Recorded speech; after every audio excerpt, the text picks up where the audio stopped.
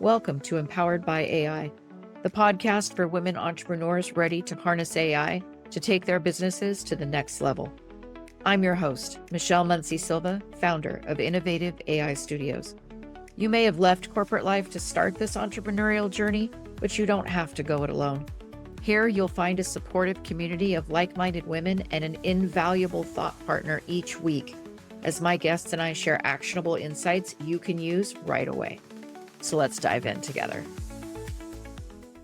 All right, ladies, today we have the absolute treat of having Mary Ellen and Rachel from Osano today. And I'm going to give them a minute to introduce themselves to you, but I just have to let you know I'm super excited for this conversation. This is such a fantastic organization, and we couldn't have two better representatives with us today. So, Rachel, I'm going to let you just kick it off here. Tell us a little bit about you and about Osano. Sure. Thank you so much. Excited to be here. So I'm Rachel Ormiston and I'm the Chief Privacy and Trust Officer at Osano. And Osano is a privacy platform that is designed to help companies to do the right thing with data. We offer tooling that helps companies to manage their privacy responsibilities like subject rights access requests and privacy cookie notifications and making sure that we are helping companies to simplify their compliance journey. And then, Mary, I'll hand it over to you to add anything else I've missed. I was going to add some fun facts about myself, so we may need to come back to you for some fun facts. But hi, second everything Rachel said. Lovely to be here. Very excited. Thank you for having us. My name is Mary Ellen Austin. I am the marketing manager for events and community here at Osano. I am based in Columbus, Ohio. I am a former recreational therapist turned get to plan all the cool things our company does. And in my free time, I like to be outside with my dog. I like to read and talk about books with Rachel. I like to attend themed events and nerd out about miscellaneous topics and learning. I love it. Rachel, what about you? What are your fun facts? Oh, that's a hard question. I also love reading and love dogs. And I think, Mary, like our text threads are a little bit crazy with some of the things that we talk about. We love chatting about books and movies. For me, well, I live in Portland, Oregon. I moved here last year. And one of the things I love about Portland is the rain because I do love the rain. And I think that's like a weird fun fact about me. No, I love it. I was literally just in Portland. Oh my God, I wish I knew. Next time, 100%. You have one or two coffee shops around you. Yeah, just one or two. Yeah, I think hopefully it's a big deal here. Rachel's constantly sending me pictures of things around Portland to try and convince me to move there. And I've never been there and I'm already sold. Like, I'm ready. I got to tell you, we could digress about that area of Oregon for an hour, just that alone, because it was freaking gorgeous. It really gorgeous. Glad you had a good time you're here because sometimes people are like Pacific Northwest. Does it rain all the time? And I'm like, it's beautiful and sunny right now. Just comforting. Wow. It's great. Yeah, it is. All right. All right. I'm going to get to it. I promise. I promise, listeners, I will. We could geek out about Portland in another episode. But really, I want to talk to you all because I think you are such a great avenue for us as women to learn about this really important topic of privacy and AI policy. And as two women working in the heart of it, you're just in the thick of it. I'm really interested in specifically for women and their protection and their privacy. What does empowerment in this space mean to you? And has that maybe evolved for you over your careers? Yeah, sure. I can go first, but I think for me, when I started in my career, I remember feeling very intimidated by many of the people I worked with, particularly in tech, where I found that a lot of the people I was working with were highly technical.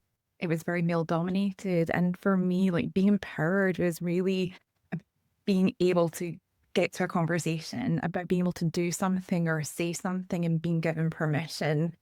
And I think as my career has evolved, and particularly in the privacy and AI space, I think a lot of empowerment for me has really been about how to say no, how to push back. Because in the field we're in, just because you can do something doesn't mean to say that you should do that. And so I think there's been a lot of empowerment going in my mind for how to push back thoughtfully, how to address the business, but also set those guardrails that help people feel that they're safe when they're using your products and services and how they trust you. I plus one to all of that, but also I have some extra thoughts. I think when it comes to AI and data privacy specifically, when we think about empowerment and what that means for women, it's really having a say in building the tech for the future, not just like shaping the policy, but also having a hand in the actual tech itself, in like the systems, the build, the privacy by design from the beginning. All of that boils down to being seen, heard, and celebrated and recognized behind the scenes, like from all of that, when historically we've been either ignored or minimized. And how that's changed for me is, I think, early career, similar to Rachel, being intimidated, you were just focused on like proving that you deserve to be there. Whereas now I feel like I've shifted that in focusing on creating impacts. I'm here. There's nothing you can do about it. So now I'm just going to make the best of it and figure out how I can help like the next round do the same thing. Yeah, and Mary, you are a force, and we're gonna get into that in just a minute because I'm following your LinkedIn profile, and I'm gonna dive into that one. But first, I have this. This is in my head because I literally just gave this presentation a few days ago to a room full of women that were very underserved in their communities, and we were doing a foundational AI experience, and you all are so focused on clarity and accessibility, and you very intentionally make privacy not only feel understandable, but accessible. And I really am wondering, this lead into my next question. It's like, a how do you make that so understandable, especially for people who've been excluded, as you point out, from the previous tech conversations that have happened? There you go. I was gonna say I can give like from the events and community more general perspective, and then I'll let Rachel go into the actual behind the scenes as a company perspective. So my answer might be a little all over the place, but when it comes to how we show up in the community, how we share our knowledge, how we interact with our customers, potential customers, our friends, our partners, all of that. Fun fact, I used to be a recreational therapist, so I incorporate a lot of those tips and tricks and the knowledge of behind the scenes, how to get people to connect kind of thing in our events and our community strategy so that we're being very intentional with absolutely everything we do. We are taking into consideration how to explain in the best way possible, how to offer events in a way that is accessible to as many people as possible. Where there's so many conversations that are happening behind the scenes when we plan anything and when we share anything with our community that that is baked into who we are as a company. And Rachel, what are your thoughts on that? Yeah, I think that Mary and their team, they do such a good job at building community and being able to get those shared experiences and hear from everyone what they feel privacy is to them. Because I think that for a lot of what we see in privacy, it's about choice. It's about whether or not you choose to give your data, or whether you choose to give parts of your data, or whether you choose your information to be used in certain ways. I think it really, for us, comes down to how do we help companies to do that? What are the choices they can put in place and how can they best support their users?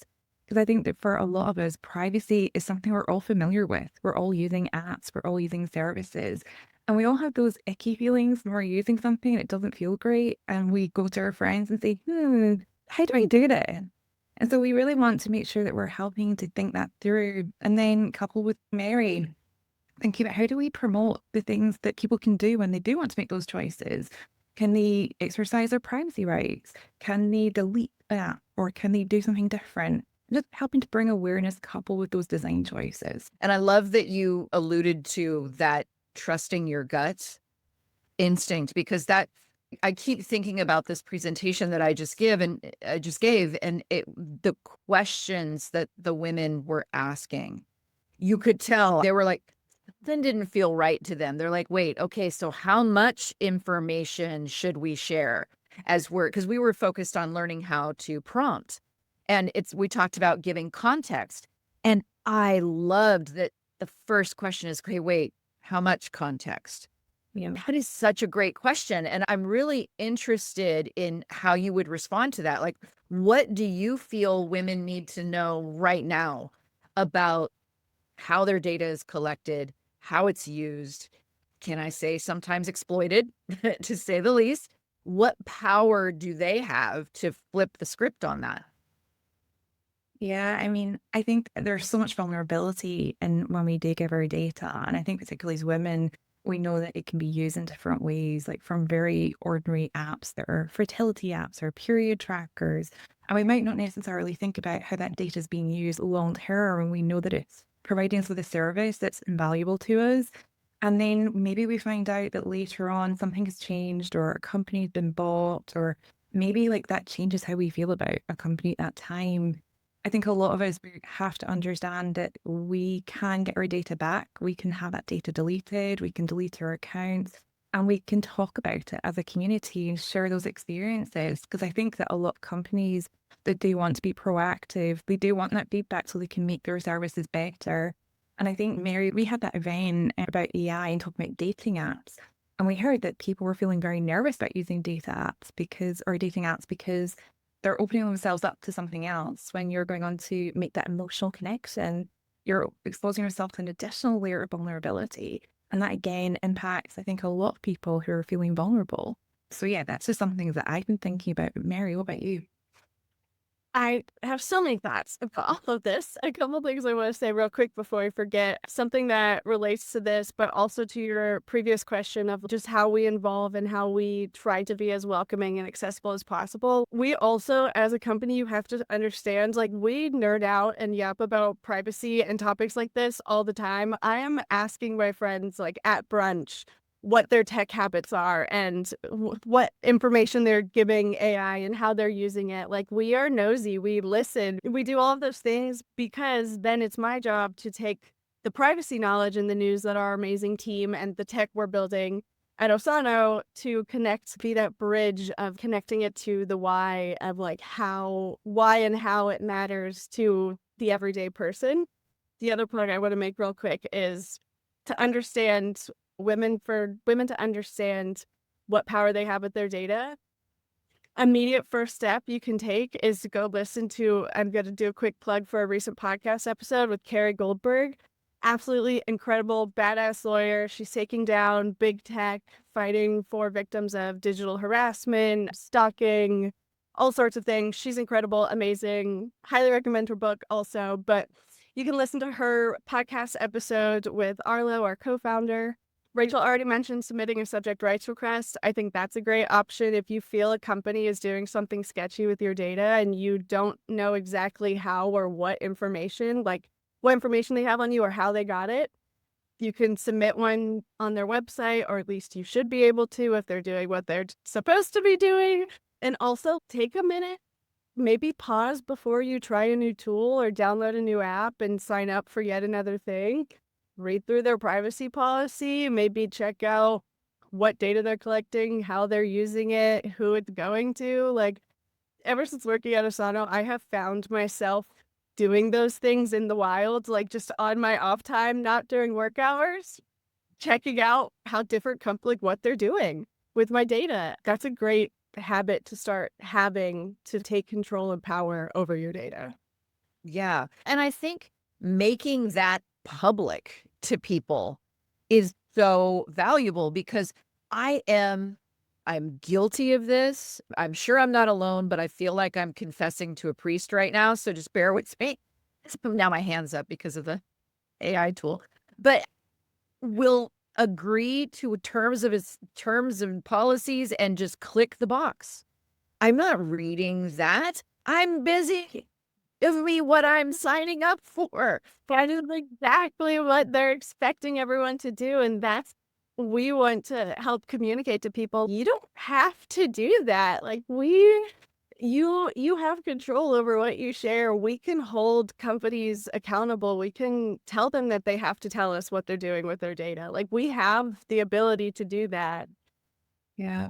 And there's so many great consumer reports out there as well that are really focusing on privacy in a way that just didn't exist even 5 years ago. Because we know that consumers are really thinking about their privacy. So if you're wanting to use a dating app or some kind of service, you can take a look and see if there's consumer reports out there that tell you which has a higher privacy score. And I think that's something that I found very useful in my own personal life. I think others have certainly found that useful as well. And I hope that as we see privacy continue to evolve, we see more of that kind of like advocacy and consumer focus as well. I Yes. love that. I saw a new dating app. I don't know if it is actually a real thing or if it's just an idea, but based on someone's browsing history, it uses AI to matchmake. But just the privacy implications of that just terrifies me. Also, I don't know if I want to be matched with someone based on my browsing history. Oh, that's got some interesting implications. So it's like just becoming practicing, like, building that privacy muscle by just thinking Yeah. through like, when you come across something like that, maybe just pause for a second and be like, Yeah. Yeah. 100%. Oh my God. And you guys are giving me some amazing ideas too, because of the just thinking of how can you capitalize on AI to increase your awareness. Let's say you brought up look for consumer reports on particular privacy issues. Download that report, dump it into Notebook LM, and ask it questions or let it create the podcast for you so you can get that in an accessible way. That okay. Absolutely. That's a new lesson for me. I got to film that one. I think it's, correct me if I'm wrong, but I think it's accurate to say that we are very much use AI to empower, not replace. Like, there are ways to use AI in your everyday life, in your work, in your personal life to enhance your life while doing it in a way that still maintains your privacy. It is possible to have both things at once. And now is really the time to be thinking about that, as a lot of these tools are starting to be built and AI is starting to really boom. This is the time to think about privacy. Yeah, yeah. And right now, listener, you're tuning in. Mary Ellen and Rachel are absolutely advocates for not only businesses and awareness, but also for women specifically. So I want to take a minute to address each one of you individually. And we'll start off with Mary Ellen. Your style on LinkedIn is fun. It is human. You are showing personality in a space that is not necessarily known for that. And so I think it is so interesting to see how you're presenting this. And I'm wondering, why do you think it is so important to bring your full self to the table like that? And how do you think it changes who feels invited to the conversation? Yeah, my answer is going to take us down a little bit of a rabbit hole for a moment. And I also will say my parents' response to your question would be that this is not a surprise whatsoever. Have a lot of childhood lore, but long story short, grew up as the youngest of 10 in a very unique environment. I had to fight to be seen and heard as the youngest of 10. So I have always been someone who's very bold and outspoken about what they believe and very strongly follow my gut and my intuition about what I believe is right and what I should do next. But in addition to that, the professional aspect of that and how it developed, I've mentioned before that I was a recreational therapist. So I worked for inpatient psych hospitals, children through geriatric psych population. I was in a couple of states, a couple of hospitals, and most recently the director of the rec therapy program for a hospital here in Columbus.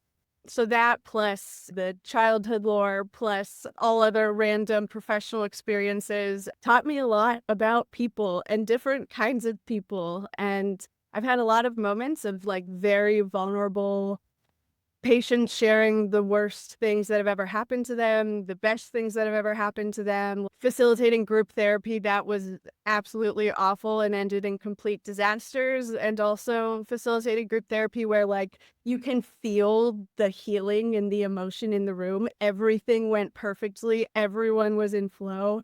All of those experiences have taught me how to incorporate that into a B2B world, which is so funny to think about, of like bringing therapy to the people who would never go to therapy.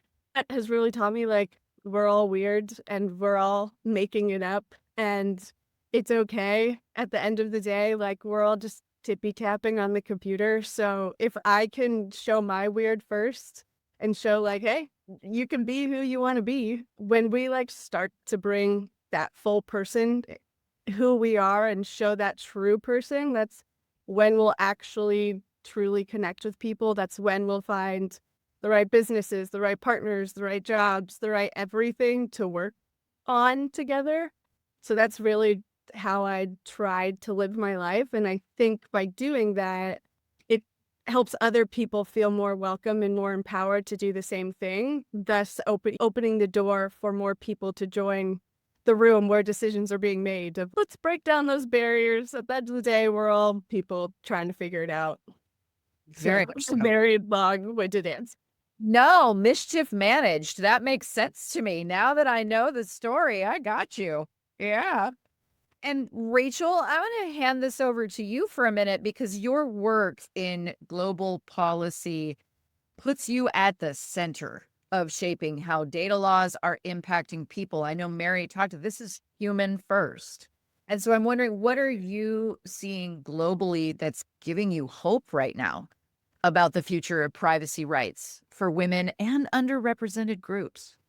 Yeah, absolutely. And firstly, just to like really give Mary a shout out because we love working with Mary. She does bring so much authenticity and human approaches to the work that we do.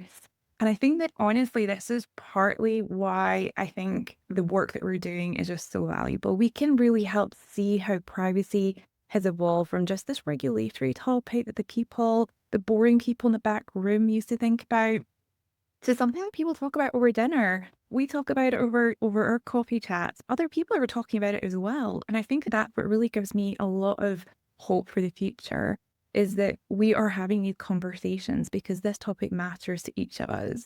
Regardless of what your perceptions about privacy are, we all have something that we hold private and really value that privacy on.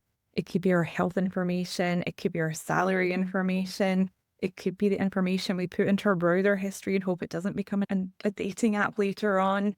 But we all have these different perceptions. And I think that's one of the things that I'm starting to see is more people are talking about it. Regulators are talking about it, and the laws and the rules are becoming much more people focused.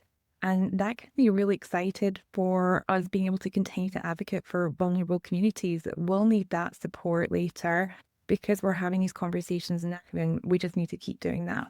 Been Oh, real. please go ahead. Of course. I want to say that is Rachel is spot on. Being able to host the conversations and amplify the conversations as a company is so important and cool to me because the more perspectives and the more people we bring in, the more we reduce the bias in how things are being trained and what the future looks like.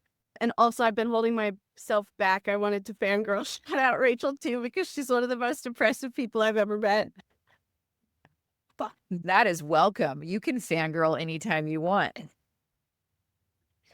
Well, I feel like I'm right. Thank you right back at you. Ah, I love it. I love it. See, perfect working friendship relationship. I love it. And you touched on this a little bit, but I want to call this out. Osano is a B Corp. It's a public benefit corporation. So how, if you could articulate, how does that kind of ethical foundation that you've laid influence how you talk about data privacy? Yeah, one of our goals is to do right by doing good and to make sure that we are thinking about the data and helping companies to do the right thing. It stems from everyone at the company. This isn't just like an initiative that is tasked by one team at the back. This is truly foundational for all of us. We think about how we recruit people, we think how we train them, we think how we show up with one another.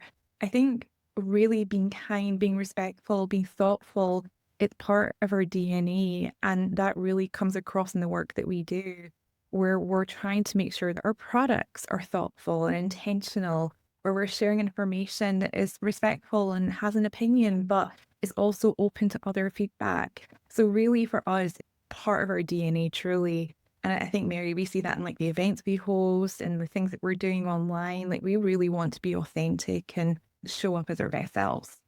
Yeah, it's in everything that we do. That's a constant piece of feedback that we get in interactions at events or with our community is people enjoy how real we feel. And it's because you see me being weird on LinkedIn. I'm the same way in person. Spoiler alert. And I encourage our team to also be weird in person. You can scroll back on LinkedIn and find I had our whole event team at a recent show pose in awkward family photos at the booth for our presence at the show. And all the other vendors were just laughing at us because we were having a great time figuring out what poses to do. All of that translates into anybody who comes across an Osanian feeling welcome, feeling like they can understand privacy, they can figure it out, and that we can help them and we can also have fun while doing all of that.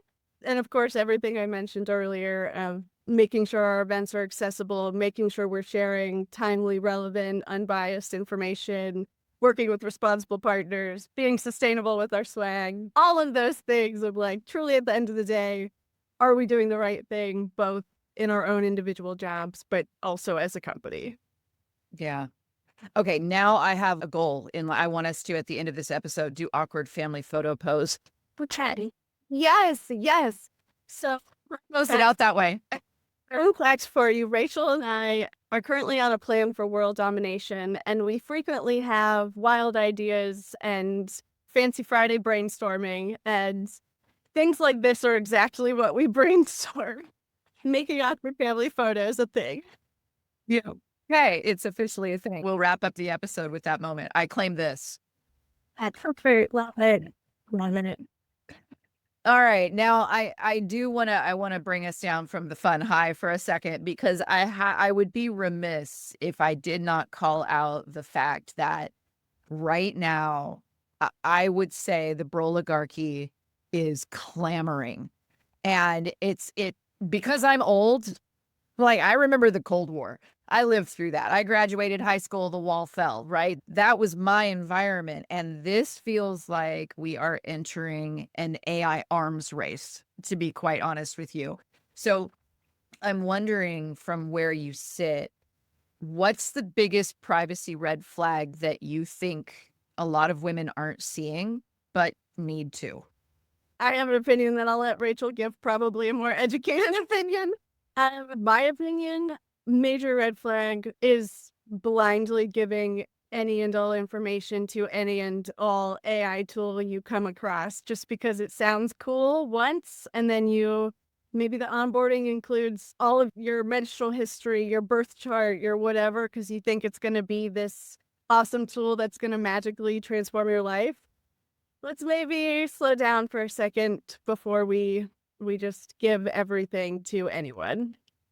I think that's exactly right. I think AI is just such a fantastic tool and we should use it because we're busy women. Like we've got so much going on in our lives. We need to find ways of optimizing and augmenting. But I think, Mary, like I completely agree. We have to be thoughtful about what we give, because I think there's a lot of concern that once something is in the learning model, it's really hard to pull it out. And some things might be fine. Like everyone knows I love dogs and I love books, and I've shared that already. But there might be other things where like I really want to give myself pause before I do share, because I might not know how that's going to be used later, particularly as you think about profiling and automated decision making. Does something I'm sharing potentially impact my future self? So taking that moment to use the services, but be intentional, be thoughtful. Doing that research earlier, I think, just helps safeguard us and helps safeguard any vulnerable community from that potential harm later down the line. Oh, and a quick plug here as well. We will be launching soon our virtual meetup series for the rest of the year. once a month, free to attend. The series will be working with one of our partners, Women in Security and Privacy, to host an AI IRL series, with each month focusing on a different use case or topic around AI. One month, I'm not sure when this episode will air, but one month will be on personal use in AI, one will be on using AI at work, one on using AI in marketing, et cetera, et cetera. Highly recommend. We'll be sharing some more examples of AI use in each of those areas, but also some actual tips and like tactical strategies on how to still use AI to empower you, but while maintaining your privacy.